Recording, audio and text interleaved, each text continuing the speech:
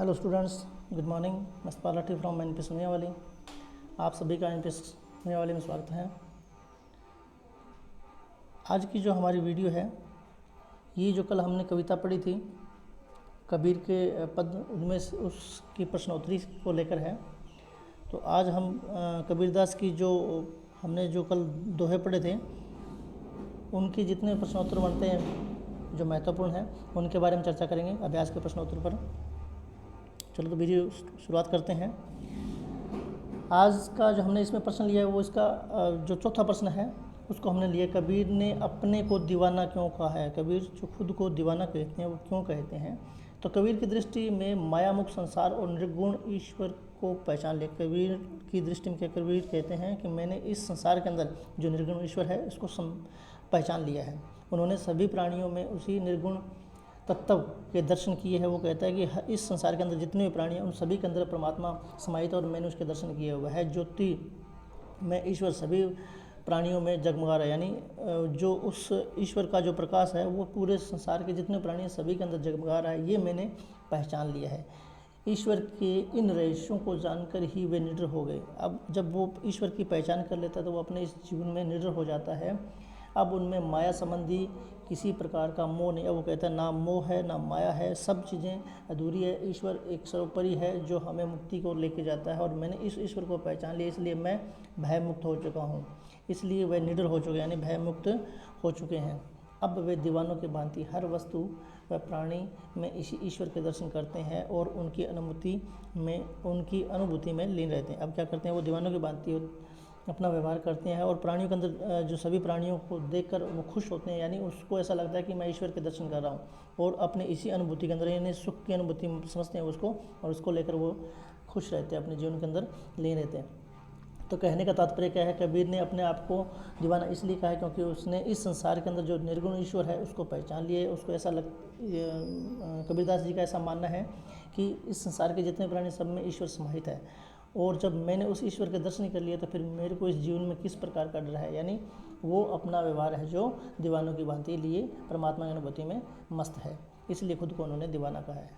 इसका पांचवा प्रश्न है, कबीर ने ऐसा क्यों कहा है कि संसार बोरा गया है। बोरा मतलब पगला गया है, पागल हो चुका है, ऐसा कबीर ने कहा है। संत कवि कबीर ने ऐसा इसलिए कहा है क्योंकि संसार के लोग सच्ची बात सुनते ही उसे मारने के लिए दौड़ते हैं।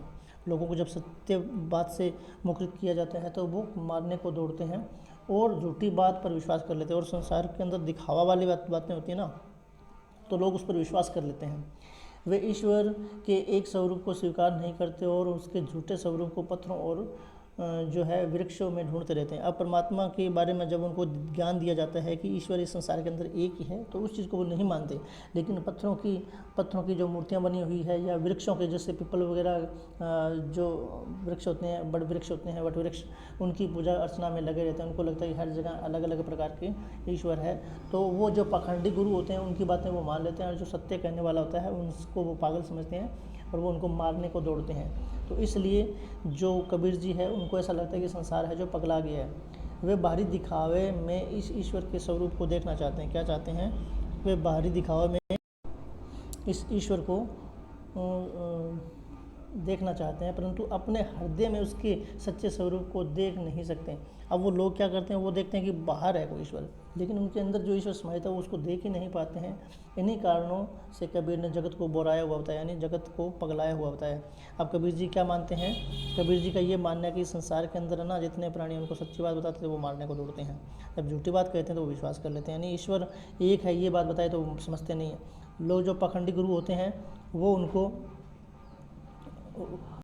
उनको गुमराह करते रहते हैं और वो गुमराह होते रहते हैं। इसलिए कबीर जी का मानना है कि जो संसार के लोग हैं वो पगला चुके हैं, पागल हो चुके हैं। आगे का जो अपना छठा प्रश्न है वो कबीर ने नियम और धर्म का पालन करने वाले लोगों को किन कमियों की ओर संकेत किया। अब जो लोग अपने जीवन के अंदर नियमों को मानते हैं, धर्मों को मानते हैं, पालन करते हैं उनका, उन लोगों के अंदर भी कबीर ने कुछ कमियों के संकेत किए। वो क्या संकेत है, नियम और धर्म का पालन करने वाले लोग स्नान करके आसन मार कर बैठ जाते हैं। अब कबीर जी ने क्या कहा है कि जो नियम धर्मों का पालन करते हैं वो लोग क्या करते हैं, सुबह स्नान करेंगे और फिर आसन मार कर यानी परालती मार कर बैठ जाते हैं, किंतु आत्मज्ञान न होने के कारण वे पत्थरों और वृक्षों में पूजा करते हैं। उनका ये मानना कि चलो नीति नियम धर्म मानते हैं, वो एक अच्छी बात है, लेकिन उनको खुद के बारे में ज्ञान नहीं है, उसको ईश्वर के बारे में ज्ञान नहीं है। वो वृक्षों और पत्थरों की पूजा करते रहते हैं, लेकिन ईश्वर तो निर्गुण है जो हर जगह समाहित है। फिर वो जब उनको खुद को ज्ञान नहीं है तो फिर मैं उन लोगों को कैसे धर्मगुरु मान लूँ, कैसे उन लोगों को ऐसा मान लूँ कि उनको ज्ञान है। उन्हें यह ज्ञान नहीं है कि ईश्वर कहीं बाहर नहीं, ईश्वर तो हमारे अंदर ही समाहित है, अपितु हृदय में निवास करता है।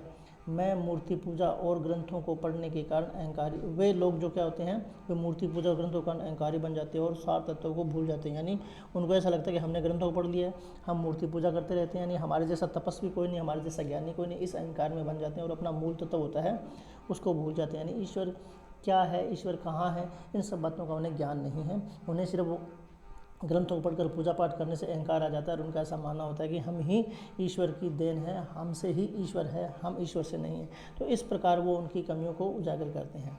कहने का भाव क्या है कि जो लोग नीति नियम तो मानते हैं, लेकिन उनको ईश्वर के स्वरूप का ज्ञान नहीं है। वो किताबों के अंदर, ग्रंथों के अंदर और मंदिरों के अंदर ईश्वर को ढूंढते हैं, लेकिन ईश्वर तो हमारे खुद के अंदर ही समाहित, अगर कहीं हमें जाने की ज़रूरत ही नहीं है। तो ये कमी उनके अंदर निकाली गई है। अब कबीर जी आगे कहते हैं कि अज्ञानी गुरुओं की शरण में जाने पर शिष्यों की क्या गति होती है। यानी 7वें प्रश्न के अंदर क्या पूछा गया है कि अज्ञानी गुरु मिल जाता है तो उसके कारण जो हम उनके शिष्य होते हैं, और जो इनके शिष्य होते हैं, जो उनके चेले चपटे होते हैं, उनकी क्या गति होती है। तो अज्ञानी गुरुओं की शरण में जाने पर गुरु के साथ साथ शिष्य भी इस संसार रूपी सागर में डूब जाता है। यानी जैसे गुरु होंगे वैसे ही उनके शिष्य। अब वो तो उनको वही ज्ञान देंगे ना जो उनको खुद को ज्ञान है। अब वो खुद भवसागर पार नहीं कर पाएंगे और अपने चेले चपटे जो शिष्य हैं उनको भी नहीं करवा सकते हैं। उन्हें मोक्ष की प्राप्ति नहीं होती है, वे संसार में भटकते रहते हैं और अंत समय उन्हें पछताना पड़ता है। देखो, जब उन्हें ईश्वर के स्वरूप का ही नहीं पता है, ईश्वर कहाँ मिलेगा इस बात का ही नहीं पता है, वो मंदिरों में पूजा पाठ में ऐसे व्यस्त रहते हैं, तो ऐसे ईश्वर की प्राप्ति थोड़ी होती है। ईश्वर की प्राप्ति होती है सत्यकर्म से, यानी जीवन के अंदर हमें सच्ची भक्ति करनी पड़ती है, निर्गुण ईश्वर की, अपने खुद के अंदर झांक के देखना पड़ता है, पाप छल कपट मोह माया से दूर रहना पड़ता है, तब जाके हमें ईश्वर की प्राप्ति होती है। लेकिन ऐसा उनको खुद को ज्ञान नहीं, तो फिर अपने शिष्यों को कैसे देंगे। तो कबीर जी का मानना है कि अज्ञानी गुरुओं के जितने भी चेले चपटे होते हैं, ना तो ज्ञानी गुरु है, अज्ञानी गुरु है वो भवसागर पार कर पाते हैं, और ना ही इनके चेले चपटे, और अंत समय में सबको पछताना पड़ता है। आज की वीडियो का हमारा आखिरी प्रश्न है, ये बहुत ही महत्वपूर्ण प्रश्न है कि बाह्य आडंबरों की अपेक्षा स्वयं को पहचानने की बात किन पंक्तियों में कही गई है। ये एक प्रश्न है जिसमें मतलब ये बताया गया कि आप जो दिखावा कर देखते हैं, बाहर का दिखावा, बाह्य आडंबर यानी बाहर का जो दिखावा, उनको छोड़ दीजिए, आप स्वयं यानी अपनी आत्मा के अंदर झांकिए और ईश्वर को देखिए। ये कुछ बातें हैं उन्होंने अपनी इन पंक्तियों के माध्यम से बताई गई, तो उन पंक्तियों का हमें थोड़ा सा पता होना चाहिए।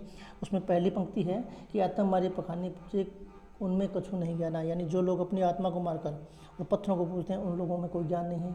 दूसरा का है साकी शब्दी गाओ तो बोले आत्म खबरी न जाने, यानी शक्ति शब्द गाते हुए, यानी जो ग्रंथ वगैरह पढ़ते हैं उसमें खुद को भूल जाते हैं और खुद की खबर ही नहीं होती है उनकी कि तू क्या है, तेरे अंदर क्या है। और तीसरा इसमें बोला गया है कि आपस में दो लरी लरी मोह, यानी जो हिंदू मुस्लिम उनके बारे में बात कही, मरम न कहो कोई जाने कोई। इस प्रकार के जो लोगों में जो धर्म को लेकर या जाति को लेकर भेदभाव होते हैं वो कभी भी ईश्वर के संगी साथी नहीं हो सकते, ईश्वर की प्राप्ति उन्हें कभी भी नहीं हो पाती। तो इस प्रकार जो कबीर जी ने इन 3 पंक्तियों के माध्यम से, आगे की बात है ये कोई ज़्यादा इंपॉर्टेंट नहीं है, इनको करने की जरूरत नहीं है। आप ये 3 चीज़ें मैंने आपको बता दी है, इनमें से ये 4 से लेकर 7 तक प्रश्न आपने ये राइट डाउन करने हैं, नोटबुक के अंदर नोट करने हैं और इन सभी प्रश्नों को आपने याद करना है। तो आज की वीडियो यही है, यहीं आप समाप्त करते हैं। मैं आशा करता हूँ कि मेरे द्वारा समझाए गए सभी प्रश्न आपको समझ में आए होंगे। आप इन सभी प्रश्नों को अपनी नोटबुक के अंदर नोट कर लेना और इनको याद कर लेना। जय हिंद, जय भारत।